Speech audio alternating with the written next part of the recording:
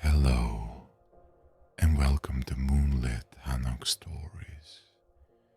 This is a place where old tales are told softly, where the world slows down, and where sleep comes gently. I'm here to share stories from Korea, folk tales passed down through generations, told the way they were meant to be heard, by candlelight, in hushed voices, beneath a quiet moon. So settle in, let the day fall away, and let me tell you a story.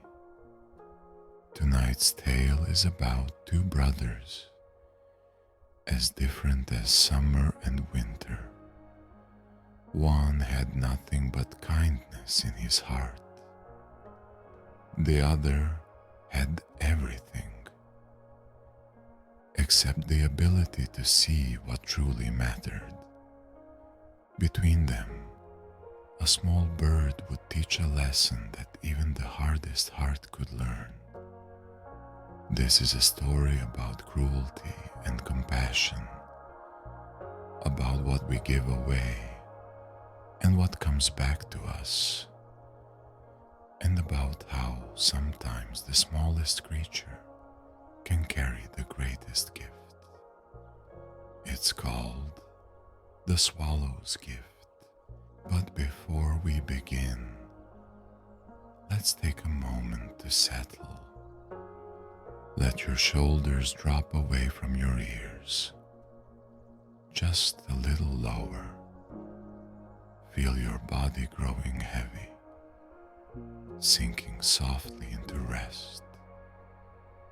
There's nothing you need to do right now, nothing to solve, nothing to chase. Your breath will guide you, slow, steady, peaceful. Tonight, you are safe. Tonight, you can simply listen and drift. And now, the story begins. Long ago, in a village where the mountains touched the sky, there lived two brothers. Their names were Hyungbu and Nolbu. They were brothers by blood, but in every other way, they were strangers to each other. Nolbu was the elder. He had a large house with many rooms, rice fields that stretched far, and storage jars filled with grain. But his heart was small and hard, like a stone at the bottom of a cold river. He found joy in strange, cruel things. He threw rocks into his neighbor's water jars just to watch them crack. He snatched food from hungry travelers. When he saw someone struggling, he laughed. When winter fires broke out in the village, he would stand and fan the flames, just to feel the heat. Hyungbu, the younger brother, had none of these things.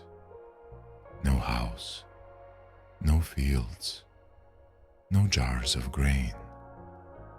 But he had something Nolbu did not: a warm heart and a gentle spirit that made even the coldest days feel a little softer.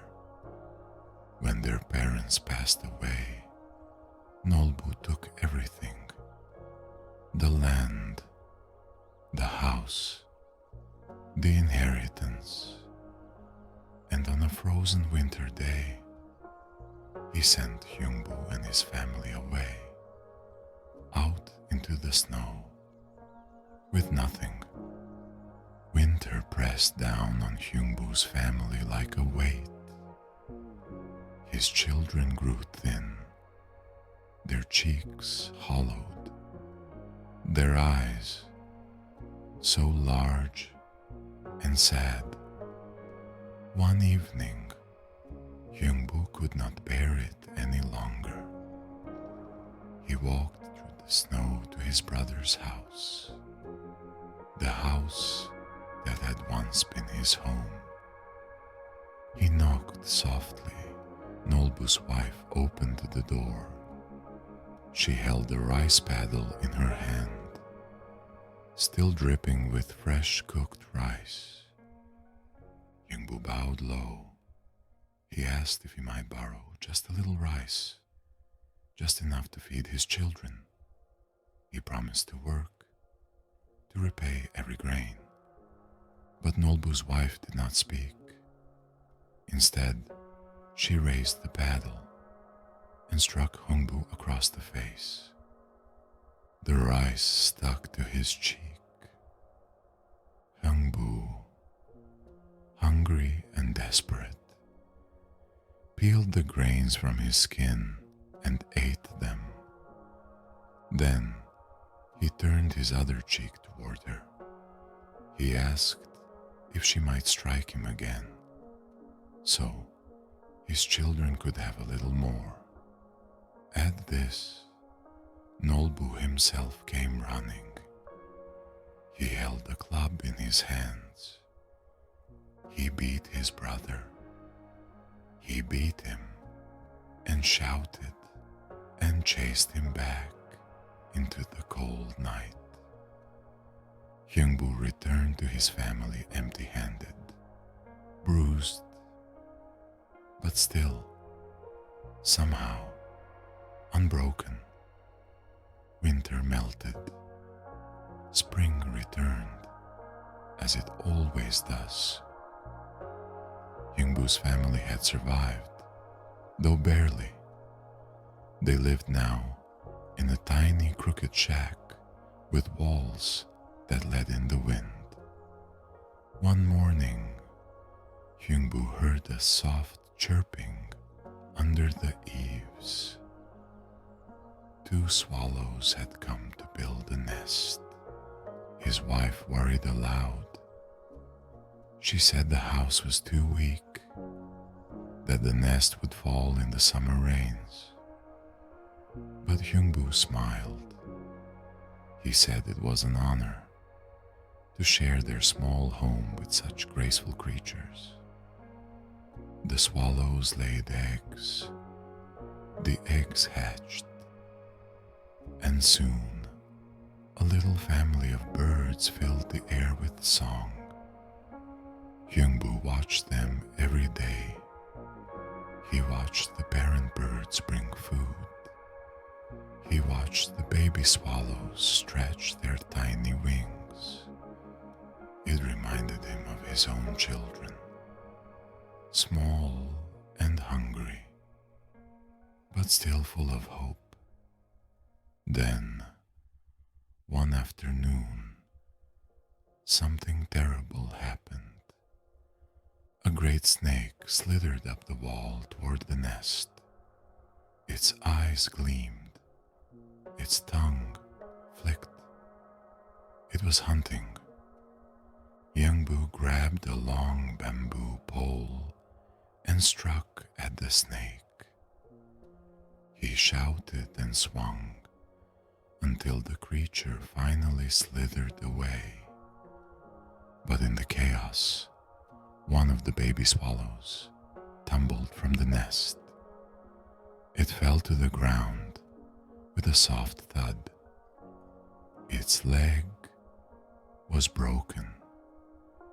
Hyungbu knelt down and lifted the tiny bird into his palm. It was so light, so fragile.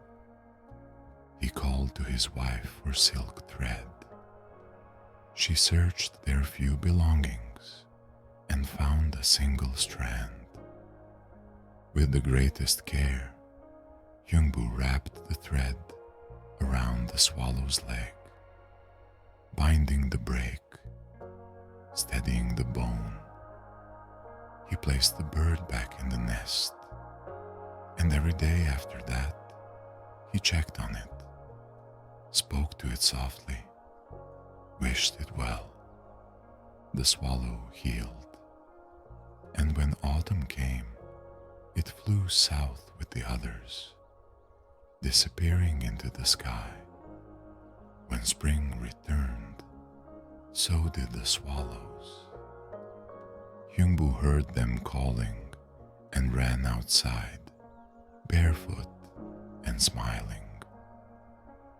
The birds circled above him once, twice, and then one of them flew down low. It dropped something at his feet.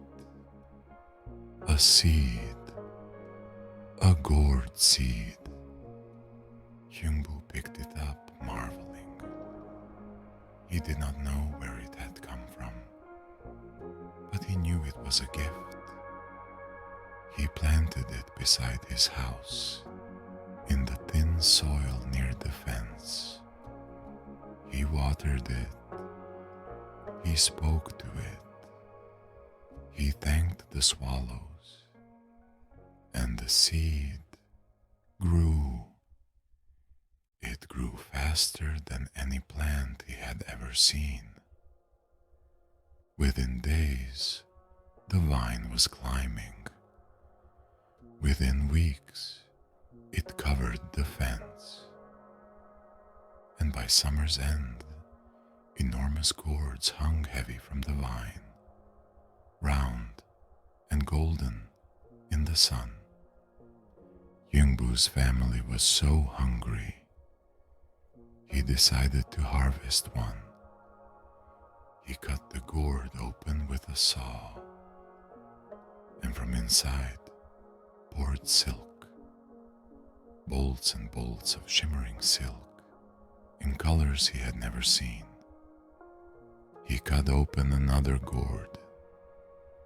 Out came rice, enough rice to fill every jar in the village.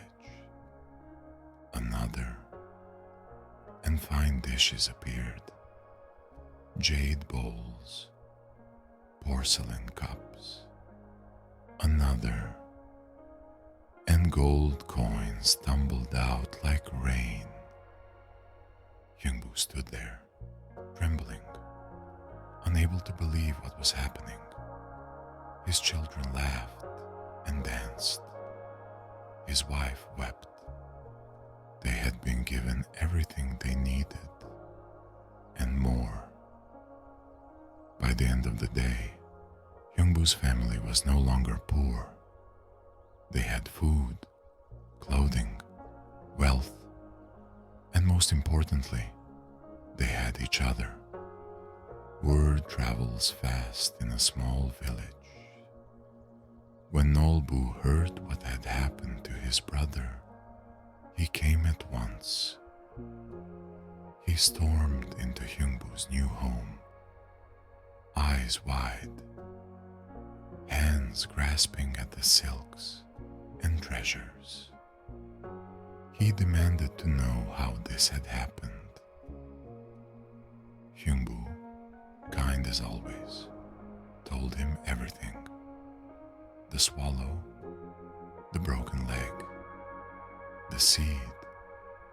Nolbu's mind spun. He thought, if his foolish brother could become rich from one act of kindness, imagine what he, Nolbu, could gain. He hurried home. He built swallow houses on every beam of his roof. He waited. When the swallows came in spring, Nolbu watched them carefully, but no snake appeared.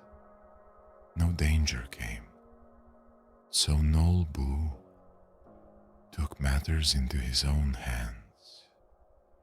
He climbed up to a nest, pulled out a baby swallow, and snapped its leg with his fingers. The bird cried out in pain. Nolbu wrapped its leg in silk thread, cooing false words of comfort. He set the bird back and smiled to himself. the swallow healed. Autumn came, the birds flew south, and the following spring they returned. Nolbu was waiting. The moment he saw them, he ran outside, arms wide, laughing. One of the swallows dropped a seed at his feet. He snatched it up and planted it immediately, shoving it deep into the richest soil he had, piling manure around it, watering it constantly. The vine grew just as fast. The gourds swelled just as large. Nolbu could barely contain himself. He grabbed a saw and cut open the first gourd. Out poured Dokabis. Shrieking, laughing Dokabis with wild eyes and sharp teeth. They ran through his house, overturning furniture, stealing his food, breaking his pottery. Nolbu screamed and cut open another gourd, hoping for something better. Out came an old man, wizened and bent. He looked at Nolbu and said in a dry voice that Nolbu owed him 3,000 zhang, a debt from a past life, and he had come to collect. Another gourd, and out came officials demanding taxes. Another, and filth poured out, covering Nolbu's floors, his clothes, his face. He ran, trying to escape, but the house was chaos. His wife wailed, the Dokaibis danced, the creditors shouted.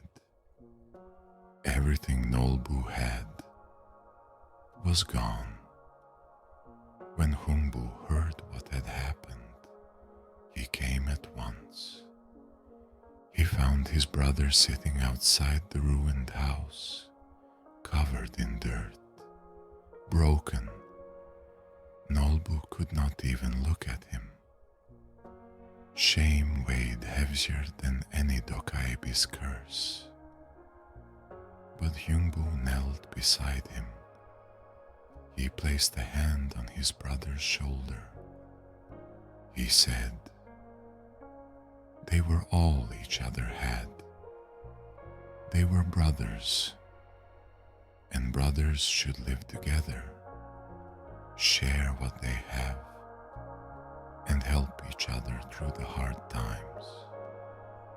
Nolbu wept. He apologized. He asked for forgiveness.